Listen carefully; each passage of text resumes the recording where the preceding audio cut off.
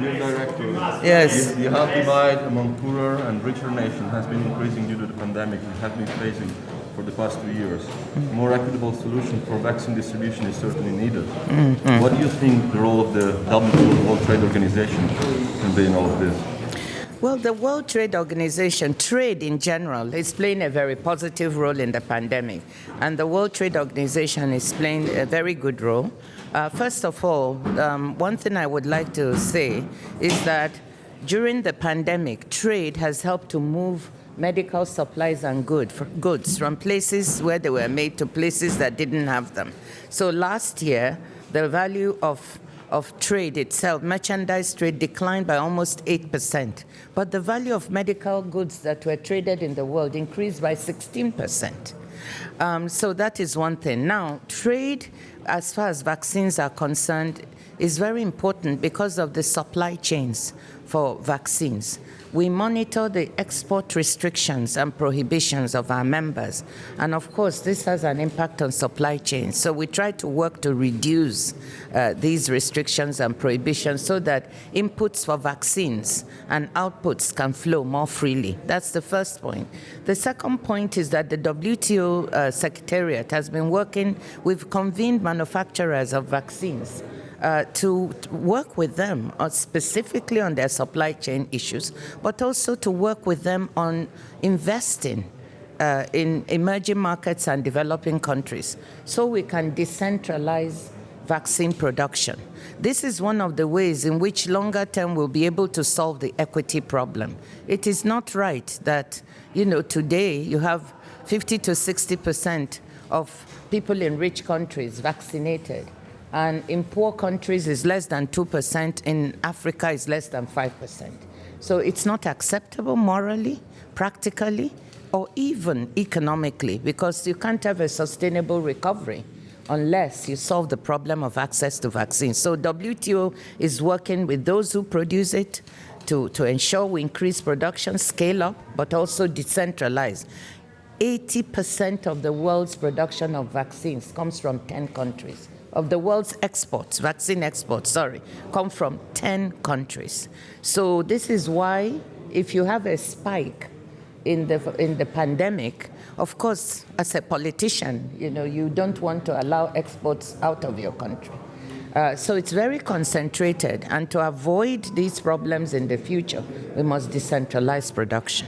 I hope and expect that first, in the Leaders Summit, they will give strong support to the WTO to continue to do this important work on vaccines, but also to achieve the other objectives that is set out to do in serving people and planet.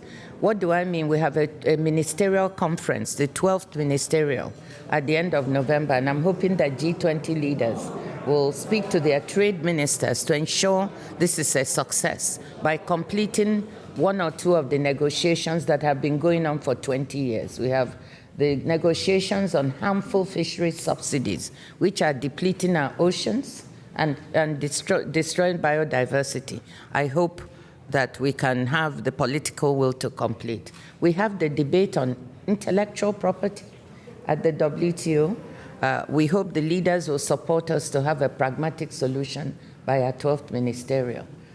So we want the WTO to deliver results on so many things. E-commerce negotiations, services regulation negotiations, helping micro, medium, and small enterprises and women to trade more and better. These are all things we're bringing to the ministerial, and I'm looking for the support of the leadership to make sure we have a success. Second, we need to reform the WTO. We need to reform its monitoring functions, its negotiations functions, and its dispute settlement functions. We need to bring the WTO up to 21st century standards, and we need the political will of the leaders to make sure this is done. I hope that the future will return and look bright. In practical terms, we're seeing a rebound in economic growth and a rebound in trade. But that rebound has an issue. It's a K-shaped recovery, and that's what I'll be saying in my speech, meaning there are some parts of the world that are moving along faster and recovering faster from the pandemic for two reasons. They have access to vaccines, and they have the fiscal space for fiscal stimulus to their economies. So they are forging ahead. This is Asia, Europe, and North America. On the downward side of the K-shaped recovery are three regions, the Middle East, South America, and Africa, that are not recovering as fast for the same two reasons, the issue of fiscal space and access to vaccines. Well, the problems we see in global supply chains are actually a symptom of the success of the appropriate fiscal stimulus and accommodative monetary policy that was taken mainly by G20, by the rich countries. So you put money in the hands of households, and you allowed liquidity in the hands of businesses. So what has happened is that as the pandemic, as countries are recovering, households are spending more, and businesses are accumulating inventory. Now, the problem is that at the start of the pandemic, those who control shipping and freight, they didn't anticipate that this would happen. So they cut down on that because they thought the economy was going to go down for some time. So we now have the situation where we have this recovery in demand, but the supply capability doesn't match. You have containers in the wrong places at this time. So we think that eventually this will work itself out. I think it will take a few months. Our economists are looking, and we think it will take several months to sort it out. But it's not a permanent feature of the. We think it will after the next few months. I can't exactly say, but 4 months, 5 months, 6 months, this will work itself out, hopefully, and we'll go back to the normal situation. Well, I actually was part of a task force that was set up by the G20, co-chairing with Larry Summers, the former U.S. Secretary, and Tharman Shanmugaratnam, the senior minister in Singapore. Three of us are the co-chairs to try to prepare for the next pandemic from the financial side. And we found a few gaps. One, the first was that there is no globally networked system of surveillance that exists that can help us tell ahead of time what is happening with respect to potential diseases. Two, very weak health systems worldwide. It's amazing that even when this pandemic struck, the health systems of rich countries could not cope. So we're not prepared. The third point is lack of global governance. There's no global governance to manage the pandemic. And the fourth is delay in obtaining financing to solve the problems, especially for the poor countries. So these are 4 gaps. And the main recommendations we're making is, one, we need to put in global governance. We're recommending a health threats board that is made up of finance ministers and health ministers, first from G20 countries, but including low-income countries and middle-income countries and regional organizations, as well as the international organizations, to help manage the financial aspect to help us prepare for the next pandemic. We're also recommending $75 billion in additional funding over and above anything being used for the pandemic now for the next 5 years. That's $15 billion a year.